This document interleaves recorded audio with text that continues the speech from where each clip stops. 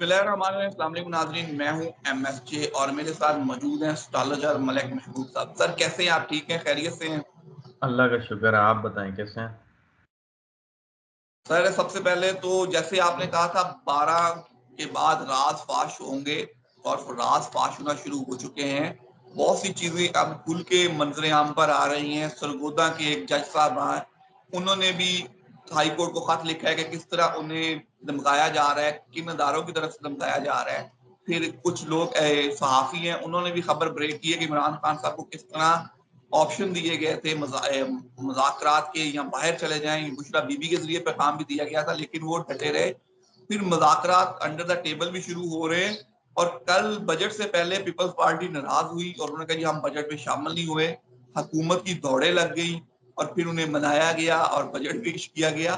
तो क्या चीज़ों को पीपल्स पार्टी तो कह रही है कि 3 माह से ज़्यादा ये गवर्नमेंट नहीं चलने वाली।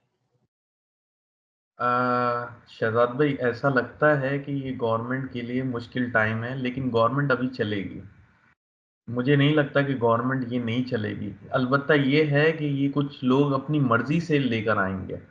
जो अलायंसेस हैं मिल के डिसाइड करेंगी कि हमें ये बंदा नहीं समझ में आ रहा है, इसको हटाएं और इसकी जगह किसी और को लेकर आएं। जैसे कि आपको इमरान खान साहब की हुकूमत में कितने चेहरे बदलते दिखे थे। मुझे कुछ ऐसे ही हालात लग रहे हैं कि ये इनकी नेक्स्ट स्ट्रेटेजी गवर्नमेंट की ये होगी कि चेहरे बदलें, ताकि लोगों का गुस्सा और जो अपोजिशन से इनको बैकफायर हो रही है उसमें थोड़ी कमी का सामना करना पड़े। लेकिन इन एक्चुअल मुझे ऐसा नहीं लगता कि गवर्नमेंट के कोई अच्छे हालात हैं।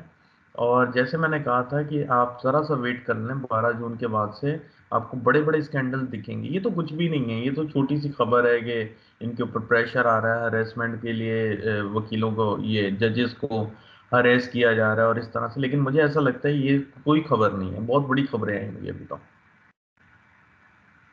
जिस तरह आपने राज फाश होने की बात की थी, वो तकरीबन राज अब फाश होना शुरू हो चुके हैं।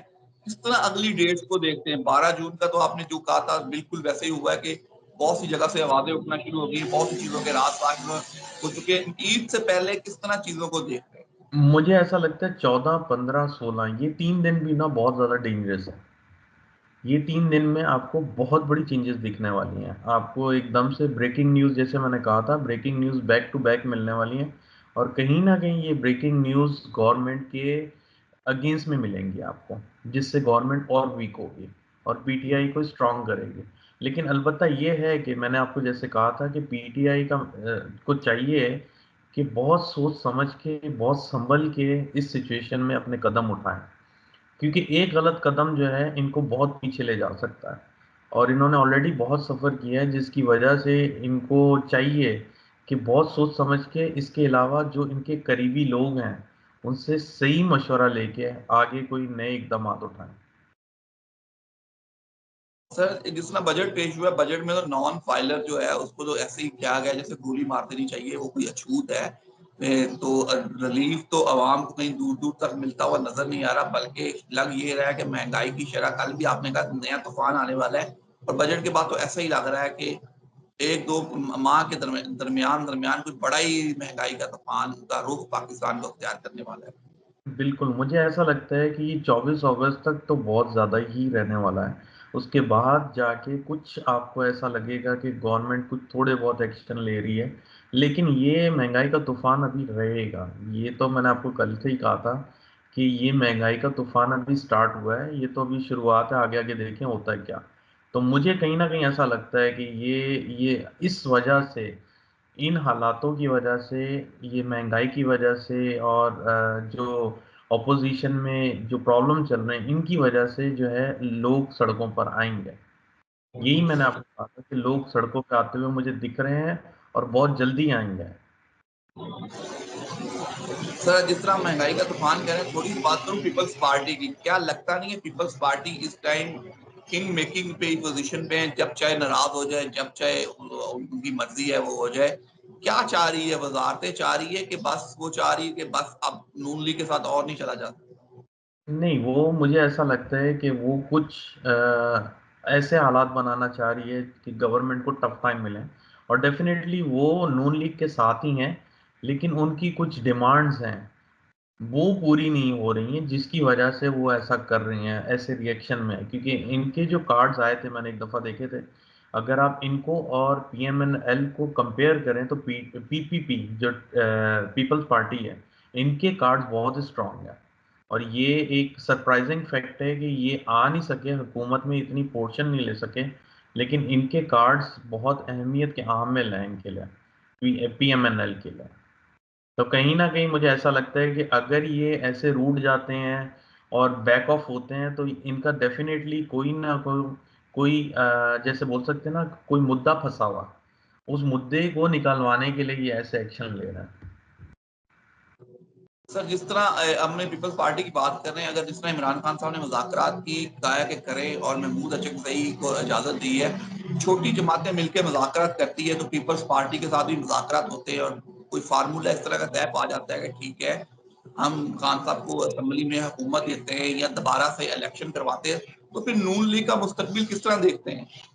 मुझे ऐसा नहीं लगता कि दोबारा इलेक्शन होंगे, इलेक्शन तो नहीं दिखते मुझे अभी। इलेक्शन, ये जो चेंजेस होगी ना गवर्नमेंट पार्लियामेंट में, जो कह सकते हैं आप पार्लियामेंट में, ये मार्च 2025 में दिखती है मुझे, कहीं ना कहीं। उससे पहले तो मुझे कुछ भी नहीं दिखता। हाँ, ये है आपस में इत्यादि बनेंगे, आपस में एक दूसरे जो बोलते हैं ना जोड़ तोड़, वो लगा रहेगा इन लोगों का। सर, हमें चीजें तो पीटीआई के फेवर में लग रही हैं, इमरान खान साहब के फेवर में भी लग रही हैं कि केसेस उनके कोई इतने खास नहीं है, वो लंबा अरसा नहीं चल सकते। लेकिन हम सोच यही है कि कुछ अरसा ये डिले हो सकते हैं, हम समझ सकते हैं कि 1-2 माह मजीद ये डिले हो सकते हैं। मुझे ऐसा लगता है ये अगस्त सितंबर तक डिले होंगे। ये 1-2 माह नहीं है, अभी 2-3 महीने हैं, समझे आप। उसके बाद ही इनके स्टार्स में कुछ चेंजेस दिख रही हैं, जो मेजर चेंजेस हैं, जिसकी वजह से मुझे ऐसा लगता है कि कहीं ना कहीं इनके बाहर आने का रास्ता बनेगा। सर, पाकिस्तान में जिस तरह गर्मी की शिद्दत आजकल बढ़ रही है, तो आने वाले दिनों में आपने बारिशों और ज़ल्ज़लों की पेशेनगोई की है कि तूफ़ान आएगा, कोई इस तरह की आफ़त आ सकती है। तो लगता है कि वाक़ई कोई इस दफ़ा जो ज़लज़ले वो है, सैलाब है, वो ज़्यादा आएगा? बिल्कुल सर, ये 15 जून का वेट कर लें। 15 जून के बाद गर्मी की तपिश में भी काफ़ी फ़र्क आएगा और इट्सेल्फ मौसम बदल जाएगा। मुझे लगता है मानसून का जो है ना आगाज़ हो जाएगा 15 जून के बाद से। जैसे ही सन ट्रांजिट करता है ना अपनी पोजीशन, तो डेफिनेटली सब मौसम और हालात में बहुत फ़र्क आएगा। आप देखेंगे 15 जून के बाद पाकिस्तान की वैसे गर्मी कम हो जाएगी, लेकिन सियासत में बहुत गर्मी बढ़ जाएगी। सर, ये तो पाकिस्तान जो हमारा जो एशिया का खित्ता है, क्या इस पूरे एशिया के खित्ते में हम सैलाब की पेशेनगोई कर सकते हैं कि या पाकिस्तान इंडिया के जगह पे सैलाब की पेशेनगोई है? मुझे ऐसा लगता है पाकिस्तान, इंडिया, बांग्लादेश, ये 3 ममालिक ऐसे हैं, और फिलीपींस, ताइवान, ये चाइना वाली साइड पे जो लगता है, ये मतलब वो सेंट्रल एशिया, साउथ एशिया में ही आ रहा है सब कुछ। इस तरह के हालात बनेंगे। और पाकिस्तान ये अभी हमारे प्राइम मिनिस्टर साहब ने चाइना का दौरा किया, वहाँ से वापस आए हैं, नाकामी किस्म की नज़र आ रही है। सिर्फ एमयू साइन हुए हैं, बाकी हुकूमत जो इस चक्कर में गई थी वो पूरा नहीं हो सका। तो किस तरह देखते हैं, क्या चाइना वालों को रियलाइज हो चुका है कि इस गवर्नमेंट के हाथ में कुछ नहीं है, इसलिए उन्होंने लिफ्ट नहीं कराई? सर, मैंने आपको पहले ही कहा था कि ये जिस मकासद के लिए जा रहे हैं, मुझे कहीं से नहीं लगता कि इनके मकासद पूरे होने वाले हैं। तो जाहिर है, अब अगर चाइना भी है, इतना सुपर पावर लेवल पे चल रहा है, तो वो हालात को नहीं जज करेगा। मतलब उनके हालात तो हमें नहीं पता चलते, क्योंकि उधर भी एक तरह से फायरवॉल ही लगी हुई है।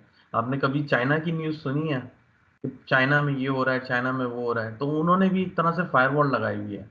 तो मुझे कहीं ना कहीं ऐसा लगता है कि वो बहुत इंटेलिजेंस लोग हैं और उनके पास हर चीज़ की खबर होती है। तो अलबत्ता ये है कि आपके कंटिन्यूस बिजनेस करने के तरीके से हर इंसान को पता चल जाता है, चाइना हो कोई भी हो, कि पाकिस्तान के क्या हालात चल रहे हैं, इंटरनल क्या प्रॉब्लम चल रही हैं, और क्या ये हमें रीपे कर सकेंगे, नहीं कर सकेंगे। और अब पाकिस्तान में रह क्या गया है सर, सब चीज़ तो गिरवी है पाकिस्तान की, एक बात है। तो जाहिर है अब वो भी अपनी हर चीज़ को सोच समझ के ही स्टेप उठाएंगे, या नए कर्जे देंगे तभी किसी चीज़ के ऊपर देंगे ना, ऐसे तो नहीं लौटाते जाएंगे। सर, इंडिया ने यूएसए को हरा दिया है, उम्मीदें बाकी हैं। कल यूएसए और आयरलैंड का मैच है, अगर आयरलैंड यूएसए को हराती है तो फिर हमारे चांसेस जिंदा रहेंगे।